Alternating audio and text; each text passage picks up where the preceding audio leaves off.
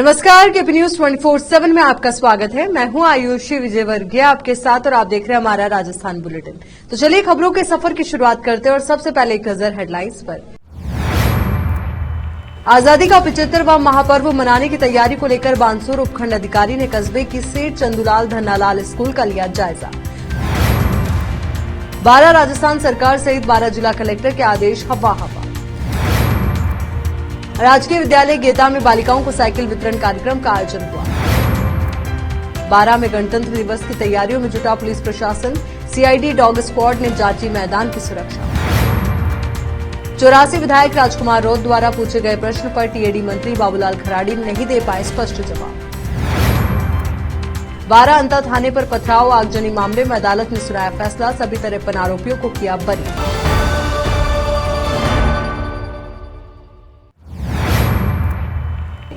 अब देखते हैं समाचार विस्तार से। बानसूर एसडीएम राहुल सैनी ने अधिकारियों को गणतंत्र दिवस समारोह की तैयारियों को लेकर वार्ता की। दूसरी ओर स्कूल में विद्यार्थियों द्वारा मार्च पास्ट की तैयारियां की जा रही है। उपखंड अधिकारी राहुल सैनी ने बताया कि 75वां गणतंत्र दिवस को लेकर के तैयारियां की जा रही है, जिसको लेकर अधिकारियों को बताया गया है कि सर्वप्रथम झंडारोहण होगा। उसके पश्चात राष्ट्रीय गान सांस्कृतिक आयोजन किए जाएंगे, जिसमें कस्बे की निजी तथा राजकीय स्कूलों की ओर से मार्च पास्ट किया जाएगा तथा सांस्कृतिक आयोजन रखे जाएंगे। शहीदों की वीरांगनाओं सहित उत्कृष्ट कार्य करने वालों को सम्मानित किया जाएगा। इसके पश्चात स्वेच्छा से विशाल रक्तदान शिविर आयोजन किया जाएगा, जिसमें कोई भी आकर अपनी मर्जी से रक्तदान कर सकता है। और सीनियर स्कूल के ग्राउंड पर जनप्रतिनिधि तथा कर्मचारी एवं मीडिया कर्मियों द्वारा फ्रेंडली क्रिकेट प्रतियोगिता रखी गई है, जिसमें सभी लोग उत्साहित हैं।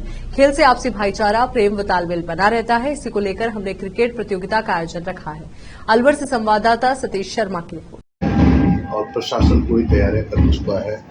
कल क्या क्या आयोजन किए जाएंगे, इसको लेकर क्या तैयारियां हैं? 26 जनवरी को उपखंड स्तरीय गणतंत्र दिवस प्रोग्राम के अंतर्गत हम लोग यहाँ पर राष्ट्रीय ध्वजारोहण, उसके साथ परेड, सांस्कृतिक कार्यक्रम एवं पुरस्कार वितरण का कार्यक्रम हमारे यहाँ पर रखा गया है सीनियर सेकेंडरी स्कूल बानसूर में। इसके अतिरिक्त हमने एक स्वैच्छिक रक्तदान शिविर का भी आयोजन किया है, जिसके अंतर्गत सुबह 8 से शाम को 4 बजे तक जो भी लोग यहाँ पर आकर स्वेच्छा से इस महादान का हिस्सा बनना चाहते हैं वो सब आ सकते हैं और यहाँ पर इसी स्कूल प्रांगण में वो रक्तदान कर सकते हैं। तो मैं आप लोगों के माध्यम से सभी को अपील करना चाहूँगा कि सभी लोग आएँ और स्वेच्छा से अधिकाधिक संख्या में रक्तदान करें। इसके अतिरिक्त हमने सभी हमारे अधिकारी, कर्मचारी, मीडिया बंधु और जनप्रतिनिधियों के लिए एक फ्रेंडली क्रिकेट टूर्नामेंट का भी आयोजन किया है यहाँ कॉलेज प्रांगण के अंदर, जिसमें सभी टीमें मिलजुल कर हिस्सा लेंगी और इससे हमारे आपसी संबंध और बढ़िया होते हैं और इंटर डिपार्टमेंटल कोऑर्डिनेशन बेटर होता है। कौन सा खेल खेला जाएगा? देश में संपन्न होने जा रहे लोकसभा चुनाव को लेकर अखिल भारतीय कांग्रेस कमेटी द्वारा लोकसभा क्षेत्र झालावाड़ 12 के लिए नियुक्त किए गए लोकसभा समन्वयक पूर्व कैबिनेट मंत्री प्रमोद जन भाया द्वारा बुधवार को 12 जिले के 4 ब्लॉक्स में कांग्रेसजनों के साथ बैठक ली गई तथा 25 जनवरी गुरुवार को जिले के शेष 4 ब्लॉक्स की बैठक ली जाएगी, जिसमें आगामी लोकसभा चुनाव को लेकर विचार विमर्श किए जाएंगे। कांग्रेस जिला संगठन महामंत्री कैलाश जैन ने जानकारी देते हुए बताया कि देश में लोकसभा चुनाव संपन्न होने जा रहे हैं तथा इसी को लेकर अखिल भारतीय कांग्रेस कमेटी द्वारा प्रमोद जन भाया को लोकसभा क्षेत्र झालावाड़ 12 का समन्वयक नियुक्त किया गया है। आगामी लोकसभा चुनाव के मद्देनजर ये चुनावी तैयारियों के संबंध में लोकसभा समन्वयक प्रमोद जन भाया द्वारा 24 जनवरी बुधवार को 12 जिले के अंता, मांगरोल, किशनगंज और शाहबाद ब्लॉक में पहुंचकर कांग्रेस जनों के साथ बैठकें की गई। प्रमोद जन भाया द्वारा ली गई बैठकों के दौरान कांग्रेस जिला अध्यक्ष रामचरण मीणा, पूर्व विधायक किशनगंज विधानसभा श्रीमती निर्मला सैरिया, बाराटू विधानसभा के पूर्व विधायक पानाचंद मेघवाल भी उपस्थित रहे, जिनके द्वारा कांग्रेस जनों को संबोधित किया गया। बैठक में अपने संबोधन के दौरान लोकसभा समन्वयक प्रमोद जन भाया ने कहा कि बीजेपी सरकार की विफलताओं और राजस्थान प्रदेश में कांग्रेस शासन के दौरान लोकनायक अशोक जी द्वारा लागू की गई जन कल्याणकारी योजनाओं की जानकारी अधिक से अधिक आमजन के बीच में पहुंचाए तथा सभी कांग्रेस जन एकजुट होकर आगामी समय में संपन्न होने जा रहे लोकसभा चुनाव में कांग्रेस पार्टी द्वारा जिस व्यक्ति को प्रत्याशी बनाया जाता है उसके पक्ष में पूर्ण तन, मन और ईमानदारी के साथ कार्य करते हुए विजयी बनाने का कार्य कर। 12 से संवाददाता ब्रजेश यादव की रिपोर्ट। चार मूर्ति चौराहा, बस स्टैंड व मंडी गेट के सामने, मंडी के पीछे व कॉलेज रोड, साथ ही बाण गंगा के समीप और नेशनल हाईवे 27, कोटा रोड 12 व तेल फैक्ट्री स्थित शराब ठेके के आसपास 12 आबकारी विभाग के कार्यक्षेत्र में हर ठेके के पास खुलेआम रात्रि 8 बजे बाद बिक रही है शराब। तो वहीं आखिर किसके आशीर्वाद से हो रहा है ये गोरख धंधा, जबकि सरकार और विधायक दे चुके हैं सख्त आदेश। 12 से संवाददाता ब्रजेश यादव की रिपोर्ट। इटावा में राजकीय उच्च माध्यमिक विद्यालय गेता में बालिकाओं को साइकिल वितरण के कार्यक्रम का आयोजन प्रधानाचार्य मुकेश कुमार शर्मा की अध्यक्षता में आयोजित किया गया। कार्यक्रम में समाजसेवी बाबूलाल नाटानी ने कहा कि सरकार की इस प्रकार की योजनाओं से बालिकाओं को प्रोत्साहन मिल रहा है, जिससे विद्यालय में बालिकाओं के नामांकन में काफी वृद्धि हुई है। कार्यक्रम में 20 साइकिलों का वितरण किया गया। कार्यक्रम में समाजसेवी बाबूलाल नाटानी, सरपंच भवानी शंकर नागर, उप सरपंच देवेंद्र शर्मा, गेता विद्यालय के अध्यापक सहित कई गणमान्य लोग मौजूद रहे। अंत में प्रधानाचार्य ने सभी का आभार प्रकट किया। इटावा से संवाददाता जितेंद्र कुमार नागर की रिपोर्ट। 12 शहर के कृषि उपज मंडी प्रांगण में आयोजित होने वाले जिला स्तरीय गणतंत्र दिवस समारोह को लेकर सुरक्षा व्यवस्थाएं चाक चौबंद की जा रही है। कोटा से डॉग स्क्वाड और सीआईडी की टीम 12 पहुंची। स्थानीय खुफिया विभाग के अधिकारियों के साथ मिलकर कार्यक्रम स्थल की सुरक्षा को लेकर चप्पे चप्पे को खंगाला। सुरक्षा को लेकर तसल्ली के बाद कोतवाली थाना पुलिस को आगे की सुरक्षा सौंप दी गई। 12 में जिला स्तरीय गणतंत्र दिवस समारोह 26 जनवरी को मनाया जाएगा। इसे लेकर जिला प्रशासन भी तैयारियों में लगा है। जिला स्तरीय समारोह में सुरक्षा इंतजामों को पुख्ता किया जा रहा है। कोतवाली सीआई रामविलास मीणा ने बताया कि सीआईडी इंटेलिजेंस उप निरीक्षक चेतन शर्मा द्वारा सुरक्षा व्यवस्था का निरीक्षण किया गया। मंडी प्रांगण में वीवीआईपी की बैठक, ध्वजारोहण स्थल, परेड स्थल सहित मैदान में एक एक कोने की सुरक्षा जांच की गई। मशीनों के साथ ही डॉग पूरे मैदान में घूमा ताकि सुरक्षा को लेकर कोई चूक नहीं रहे। 12 से संवाददाता ब्रजेश यादव की रिपोर्ट। यहां रुक रहे एक छोटे से ब्रेक के लिए, जल्द हाजिर होंगे।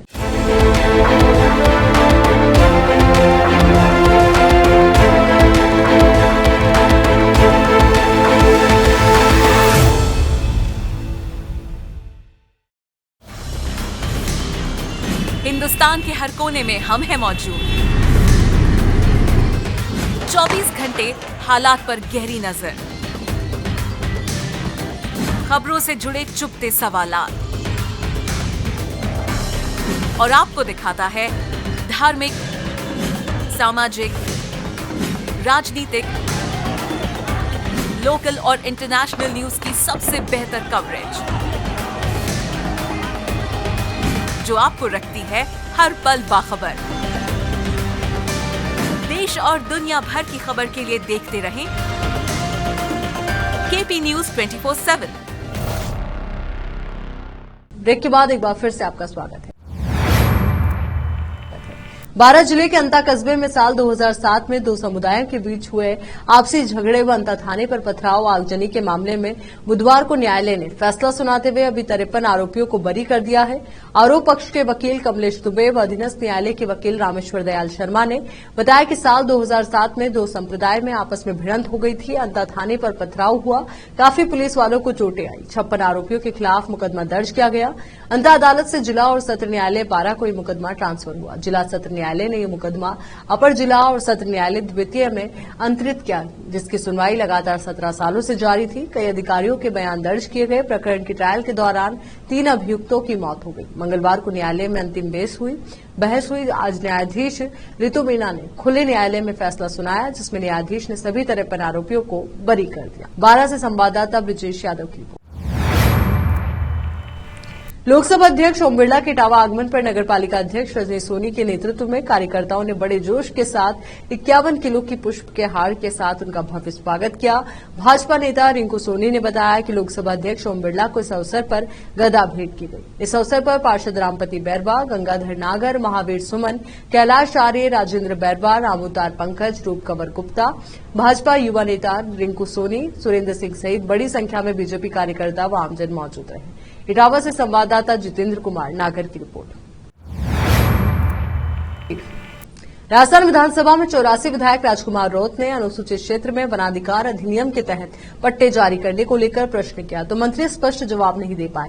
दरअसल विधायक राजकुमार रौत ने पूछा कि साल 2020 से माह दिसंबर 2023 तक प्राप्त 32,531 व्यक्तिगत वन अधिकार पत्रों में से विभाग द्वारा 25,029 दावा पत्रों को निरस्त कर दिया। तो किस आधार पर निरस्त किया? क्या उन समस्त निरस्त दावा पत्रों को पुनः परीक्षण करने का विचार रखते हैं? तो ऐसे में मंत्री जी स्पष्ट जवाब नहीं दे पाए।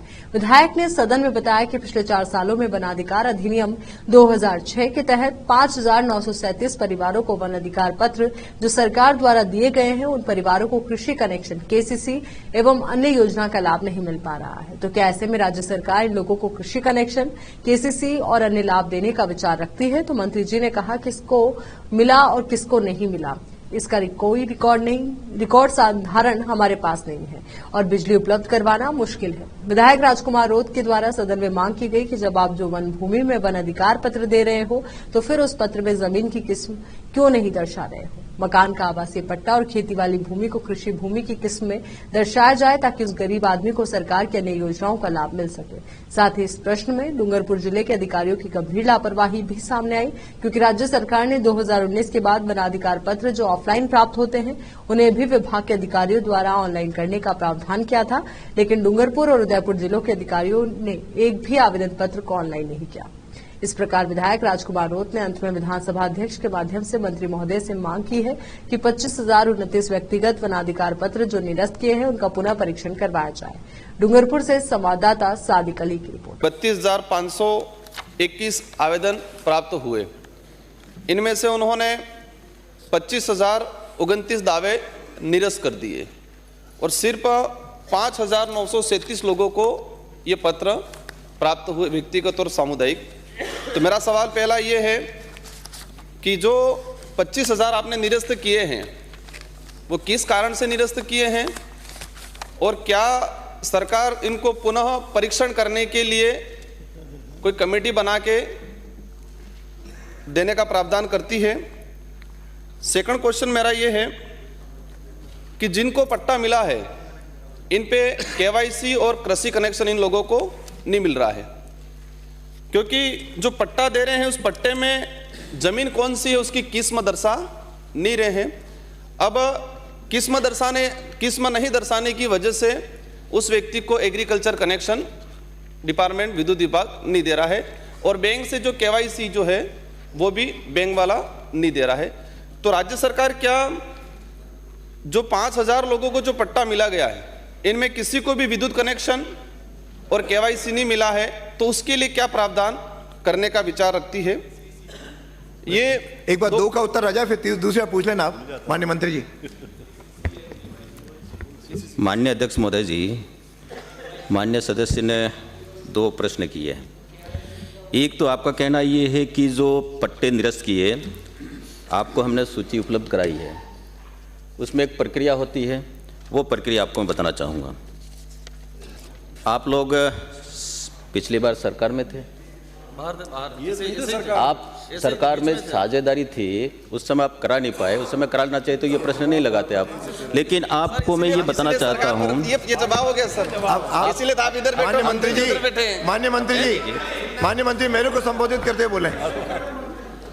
इसकी जो प्रक्रिया है, इसकी प्रक्रिया है वो ये है कि जो आपने एक बात कही कि पट्टे, हम पट्टे नहीं देते हैं, अधिकार पत्र देते हैं और उसमें प्रक्रिया जो ये है कि व्यक्ति वहाँ 2005 से पहले वहाँ पे काबिज है, 2006 से हम उनको बना धरकर अधिकार पत्र देते हैं। उसमें प्रक्रिया ये है कि वो व्यक्ति वहाँ 25 वर्षों से वहाँ रह रहा है, उस व्यक्ति की वहाँ वो दावा पेश करेगा और दावा पेश करने इटावा के उपखंड अधिकारी नीता वसीटा ने बुधवार को राजकीय चिकित्सालय इटावा का निरीक्षण किया। निरीक्षण के दौरान उन्होंने चिकित्सालय के वार्डों का अवलोकन किया और सफाई व्यवस्था देखी। निरीक्षण के दौरान लोगों ने उपखंड अधिकारी को बताया कि चिकित्सालय के बाहर वाहनों का जमावड़ा लगा रहता है, जिससे चिकित्सालय में उपचार कराने आने वाले रोगियों को भारी परेशानी का सामना करना पड़ रहा है। चिकित्सालय की सफाई व्यवस्था भी ठीक नहीं है, पर्ची काउंटर में लाइन लगी रहती है, जिससे लोगों को समय पर पर्ची नहीं मिल पाती। लोग पर्ची के लिए घंटों इंतजार करते हैं, इसके बाद उपचार करने के लिए लाइन में खड़ा होना पड़ता है। इस दौरान उपखंड अधिकारी ने चिकित्सा प्रभारी ललित राठौर को चिकित्सालय की सफाई व्यवस्था, पार्किंग की व्यवस्था कराने के निर्देश दिए। इटावा से संवाददाता जितेंद्र कुमार नागर की रिपोर्ट। लोकसभा अध्यक्ष ओम बिरला ने गुरुवार को इटावा खातौली क्षेत्र में 42 करोड़ से अधिक के विकास कार्यों का लोकार्पण और शिलान्यास किया। इस दौरान उन्होंने क्षेत्र विकास का अपना विजन भी बताया। बिरला ने कहा कि अगले 5 साल में मूलभूत विकास के माध्यम से इस संपूर्ण क्षेत्र को अग्रणी बनाया जाएगा। कृषि उपज मंडी परिसर इटावा में आयोजित कार्यक्रम में स्पीकर बिरला ने कहा कि आज देश बदलाव के दौर से गुजर रहा है, इसका प्रभाव इटावा क्षेत्र पर भी नजर आएगा। अगले 5 साल इटावा खातौली क्षेत्र के विकास के दृष्टिकोण से बेहद महत्वपूर्ण है। पहले इटावा क्षेत्र को पिछड़ा कहा जाता था, लेकिन 5 साल बाद लोग विकास के मापदंड पर इटावा का उदाहरण देंगे। उन्होंने कहा कि लोगों की आशाओं और आकांक्षाओं के अनुरूप यहां बड़े अस्पताल का निर्माण करवाया जाएगा। युवाओं को उच्च गुणवत्तापूर्ण उच्च शिक्षा मुहैया करवाने के लिए कॉलेज की कमियों को दूर किया जाएगा। खिलाड़ियों को आगे बढ़ने के अवसर मिले, इसके लिए 7 करोड़ की लागत से सिंथेटिक ट्रैक का निर्माण भी करवाया जाएगा। नहरी तंत्र की खामियों को दूर करते हुए हर खेत तक जल पहुंचाना भी हमारी प्राथमिकता रहेगी। उन्होंने कहा कि पीपलदा क्षेत्र में रेल सेवा के लिए सर्वे का काम चल रहा है। बहुत जल्द ये क्षेत्र रेल सेवा से भी जुड़ जाएगा। किसानों के लिए अपनी उपज को मंडी तक लाना सुलभ बनाने के लिए बाईपास बनवाया जाएगा। इससे नगरीय क्षेत्र में जाम की परेशानी भी दूर होगी। लोगों ने शहनावदा पुलिया के निर्माण की मांग की है, इसकी भी कार्य योजना बनाई जाएगी। इटावा में 4.5 करोड़ रुपए की लागत से इंडोर स्पोर्ट्स कॉम्प्लेक्स, ग्रामीण क्षेत्रों में कनेक्टिविटी में सुधार के लिए पीपलदा खाड़ी पर 9 करोड़ तथा लोहावद खाड़ी पर 5 करोड़ की लागत से उच्च स्तरीय पुल, 9 करोड़ रुपए की लागत से 19 ग्रामीण सड़कें, 4.5 करोड़ रुपए की लागत से सम्मानपुरा, नीमसरा, ककरावदा, सुमेर नगर सड़क सुदृढ़ीकरण, इटावा में 2.5 करोड़ की लागत से खातौली से फतेहपुर के रास्ते इटावा बाईपास तक सड़क, 88 लाख की लागत से ग्राम करवाड़ से शोभागपुरा की ओर सड़क, इटावा खातौली क्षेत्र के अनेक स्कूलों में कक्षों के निर्माण, मरम्मत कार्य, फर्नीचर, खेल मैदानों का विकास, 20 गांव में सामुदायिक भवनों का निर्माण, ओपन जिम की स्थापना सहित अन्य विकास कार्यों का लोकार्पण व शिलान्यास किया गया। कार्यक्रम में इटावा पंचायत समिति के प्रधान रिंकू मीणा, नगर पालिका इटावा के अध्यक्ष रजनी सोनी, पूर्व विधायक प्रभुलाल महावर, बीजेपी जिलाध्यक्ष प्रेमचंद गोचर, पूर्व मंत्री रामगोपाल बैरवा, क्रय विक्रय सहकारी समिति के अध्यक्ष अर्जुन मीणा, पंचायत समिति सुल्तानपुर प्रधान कृष्णा शर्मा, मंडल अध्यक्ष मंगल नागर, पुष्पेंद्र सिंह, ओम प्रकाश मीणा, भाजपा नेता रिंकू सोनी सहित बड़ी संख्या में प्रबुद्ध जन उपस्थित रहे। इटावा से संवाददाता जितेंद्र कुमार नागर की रिपोर्ट। 12 जिले की ग्राम पंचायत इसाया के गांव खेडली केशव की चारागाह भूमि पर दबंगों ने कब्जा कर सरसों की फसल बुआई कर दी, जिससे मवेशियों के लिए चढ़ने की समस्या हो गई है। साथ ही दबंग वहां नरेगा कार्य भी नहीं चलने दे रहे। ग्रामीण बार बार जिला प्रशासन और जनप्रतिनिधियों को चारागाह मुक्त कराने की गुहार करते आए हैं, लेकिन उनकी समस्या की ओर ध्यान नहीं दिया जा रहा। वहीं अब दबंग उस पर नरेगा कार्य भी नहीं चलने दे रहा है, जिससे खफा 200 से अधिक महिला पुरुष ग्रामीण गुरुवार को ट्रैक्टर ट्रॉली में भर कलेक्ट्रेट पहुंचे और जमकर नारेबाजी करते हुए चारागाह जमीन को मुक्त करने की मांग की। कलेक्ट्रेट पहुंचे ग्रामीण पूर्व सरपंच कृष्ण गोपाल, आकाश पोटर, जुगराज, कैलाश बाई, तुलसाबाई, राकेश कुमार आदि ने बताया कि उनके गांव में 900 बीघा चारागाह जमीन है, जिसमें से अधिकांश जमीन पर दबंगों ने कब्जा कर फसल बो दी है। पिछले समय नरेगा के तहत वहां पौधारोपण किया गया था, उन पौधों को भी नष्ट कर दिया। अब सरसों की फसल कर रखी है। अब चारागाह संरक्षण के लिए नरेगा के तहत मस्ट्रोल आई तो दबंग उन्हें काम नहीं करने दे रहे, जिससे उन्हें रोजगार भी नहीं मिल रहा और काम करने पर दबंग मारने की धमकी दे रहे हैं। ग्रामीणों ने बताया कि पूर्व में भी वो जिला कलेक्टर सहित तत्कालीन कांग्रेस के मंत्री व विधायक से भी गांव की चरागाह भूमि को मुक्त करने की मांग करते आए हैं, लेकिन कोई कार्रवाई नहीं की गई।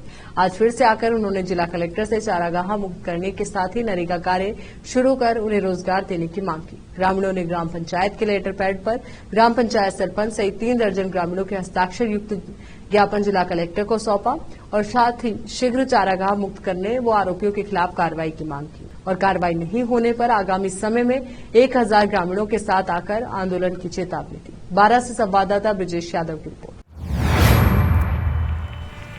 लोकसभा अध्यक्ष ओम बिरला इटावा से वापसी के दौरान कोटा रोड इटावा बाईपास पर बनने वाले इंडोर स्टेडियम स्थल पहुंचकर निर्माण कार्य का जायजा लिया। वहां पर उन्होंने निर्माण कंपनी के लोगों से चर्चा कर निर्माण की भी जानकारी ली।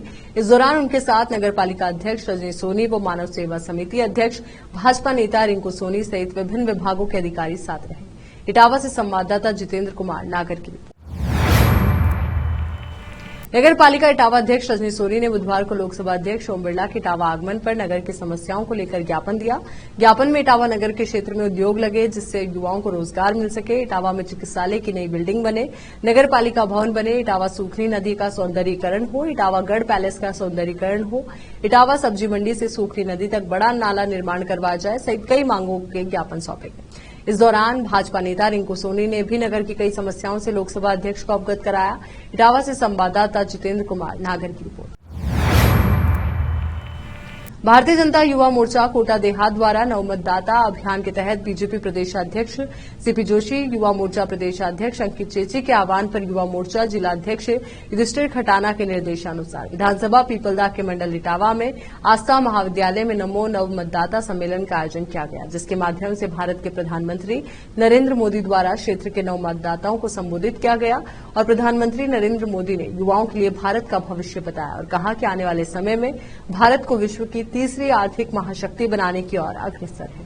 कार्यक्रम भारतीय जनता युवा मोर्चा विधानसभा नव मतदाता संयोजक सुरेंद्र आर्य के द्वारा संपन्न हुआ। नव मतदाता प्रोग्राम इटावा युवा मोर्चा मंडल अध्यक्ष पवन नंदवाना और देहात मंडल अध्यक्ष नंद बिहारी नागर और महाविद्यालय के अन्य अधिकारी उपस्थित रहे, अध्यापक उपस्थित रहे। इटावा से संवाददाता जितेंद्र कुमार नागर की रिपोर्ट।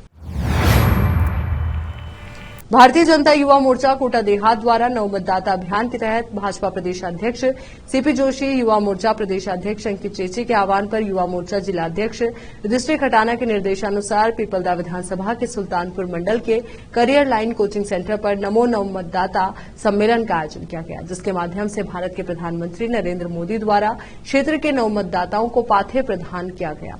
उन्होंने इस मौके पर युवाओं को संबोधित किया और कहा कि विकसित भारत के अमृतकाल की गणना में आपका योगदान क्या होगा, यह आपको तय करना है। देश अंतरिक्ष में, पानी में और जमीन पर किस तरह एक विकसित राष्ट्र के रूप में स्थापित होगा, यह आप लोगों को तय करना है।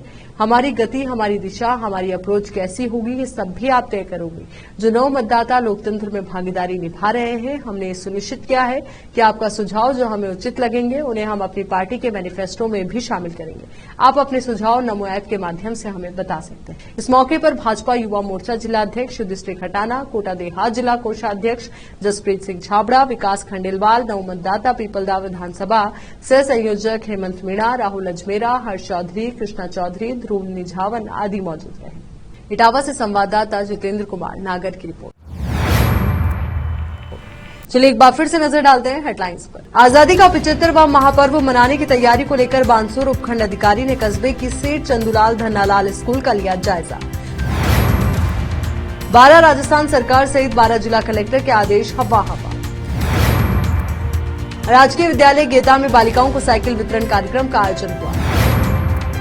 12 में गणतंत्र दिवस की तैयारियों में जुटा पुलिस प्रशासन, सीआईडी डॉग स्क्वाड ने जांची मैदान की सुरक्षा। 84 विधायक राजकुमार रौत द्वारा पूछे गए प्रश्न पर टीएडी मंत्री बाबूलाल खराड़ी नहीं दे पाए स्पष्ट जवाब। 12 अंता थाने पर पथराव आगजनी मामले में अदालत ने सुनाया फैसला, सभी 53 आरोपियों को किया बरी। केपी न्यूज के राजस्थान बुलेटिन में फिलहाल के लिए इतना ही। देश और दुनिया से जुड़ी तमाम ताजा खबरों के लिए आप बने रहिए केपी न्यूज 24/7 के साथ। धन्यवाद।